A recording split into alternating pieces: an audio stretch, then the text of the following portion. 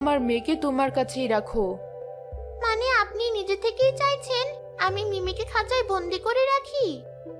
না, আমি কোনো ভুল করে থাকলে তুমি আমাকে শাস্তি দাও, তবু এইভাবে আমাকে খাঁচায় বন্দি করে রেখো না। আপনি মিমির সাথে এমন কেন করতে চাইছেন? বাধ্য হয়ে। জঙ্গলে অনেক ভয়ানক প্রাণী আছে, আর তোমার বাবার মতো কিছু শিকারী তো আছেই। মিমি ছোট বলে এখনো পুরোপুরি তার জাদু ক্ষমতা পায়নি। সেই দুষ্ট লোকটা হয়তো এখনো আমাকে আর মিমিকে খুঁজে বেড়াচ্ছে।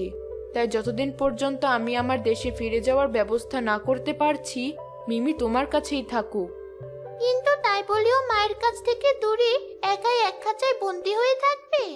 হ্যাঁ, ওর জীবন বাঁচানোর জন্য হলেও আমি চাই ও জাদু ক্ষমতা না পাওয়ার আগ পর্যন্ত তোমার কাছেই বন্দি থাকুক। এখানে ওর খাবার পেতেও অসুবিধা হবে না। তোমার আমাকে ছেড়ে থাকতে কষ্ট হবে না মা? তা তো হবেই, রাখি তো আছে। আমি জানি ও তোর কোনো ক্ষতি হতে দিবে না। রাখে থাকতে আমার কোনো চিন্তা নেই। তুমি যখন এত করে বলছো, আমি মিমিকে আমার কাছেই রাখবো। তোমাকে অনেক ধন্যবাদ। আমি আজ আসি তাহলে।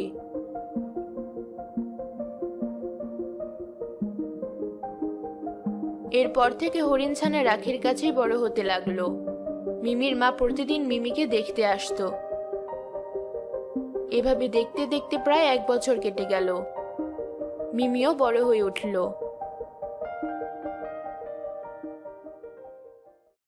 এই দেখো মিমি, বাবা তোমার জন্য বাজার থেকে আপেল কিনে নিয়ে এসেছি, তাড়াতাড়ি এটা খেয়ে ফেলো এখন। হরিণ ছানা মিমি আপেল পেয়ে অনেক খুশি হলো, আর সেটা খেতে লাগলো। রাখির বাবা রাখিকে ডেকে ঘরের ভেতরে আসতে বললেন।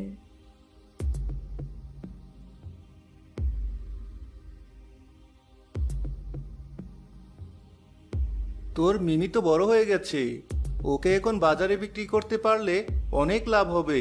সামনের সপ্তাহে ওকে হাটে তুলবো, কি বলিস?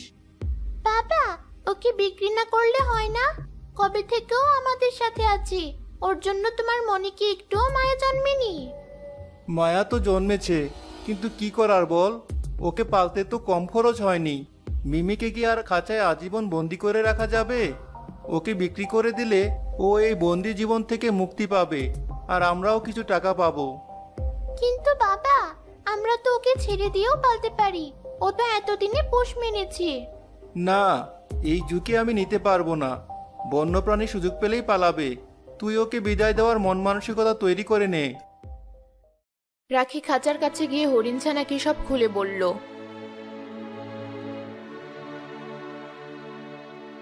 আমি তোমাকে হারাতে